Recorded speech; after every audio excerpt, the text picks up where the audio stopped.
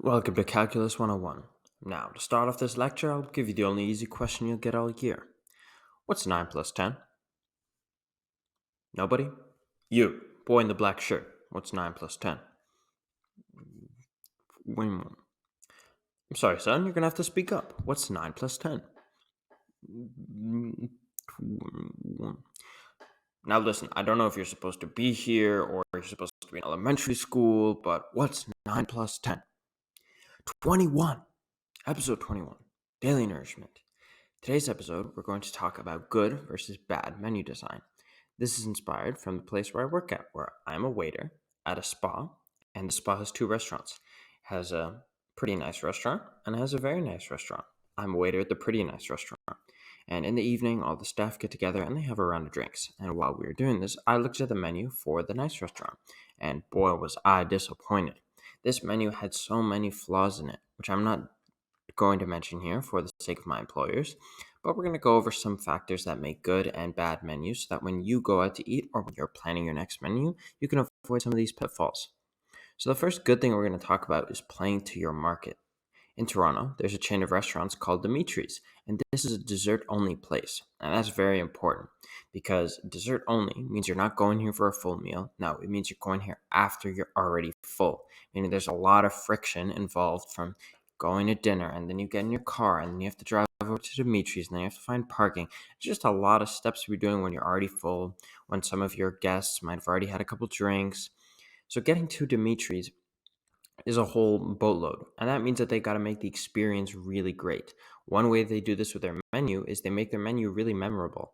Their menu is one side, one piece of paper, double sided, and it features really bold colors and it features some great imagery of like kids at the carousel and some great pictures of the different courses they offer. But one way they really make it memorable is with the titles of the different dishes. For example, for one of their teas, they have it as 50 Shades of Grey, obviously referencing the movie. And they also have a Sunday course called Summertime Fatness, referencing the Lana Del Rey song. These are really, really popular pop culture things within the past decade or two, meaning that most people will get them, and most people in their intended audience will get them. Their intended audience is usually around teenagers to people in their early 20s, because these are people who generally will want to indulge in something sweet, because they'll have a sweet tooth. And it's important to know that that's their demographic, because it means that people in their 30s and 40s are less likely to go. But the way that people in their 30s and 40s end up going is because kids or teenagers end up dragging them to Dimitri's because they don't have a car to get a ride and they won't be eating out alone without their family.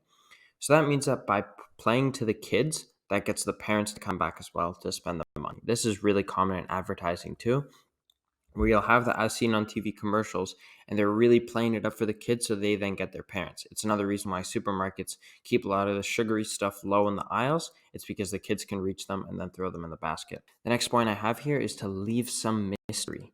So some mystery means that you're going to, for your dish, you might have the title could be like Summer in Venice.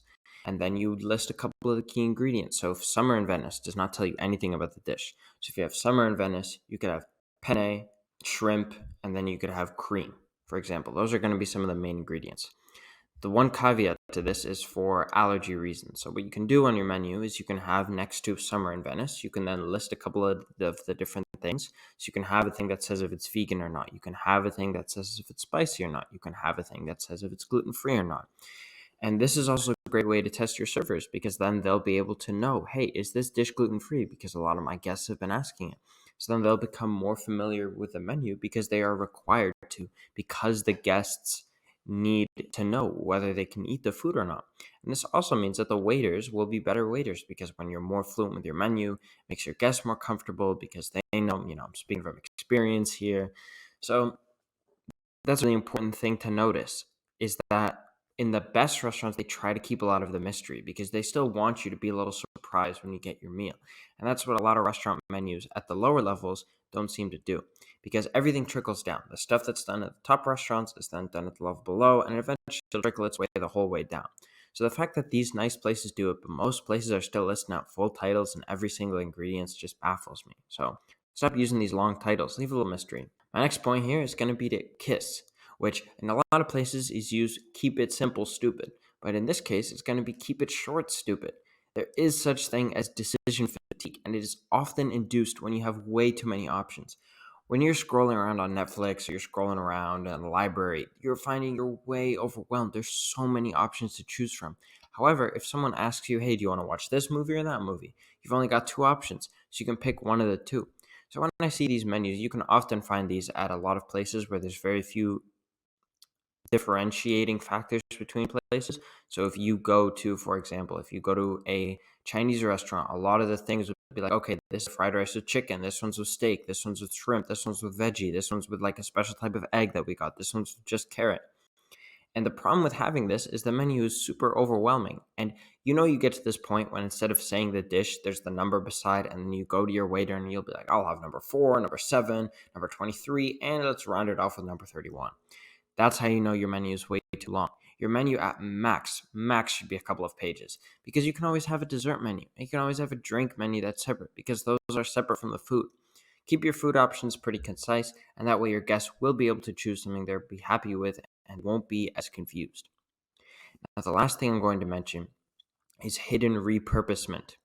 Now, this here is more of like an advanced tip. Like, you won't see every place doing this. And this was my main gripe with my employer's menu, is because they were listing the same components over and over again, especially at this nice restaurant where you're paying $30 for like appetizer and you're paying exorbitant prices.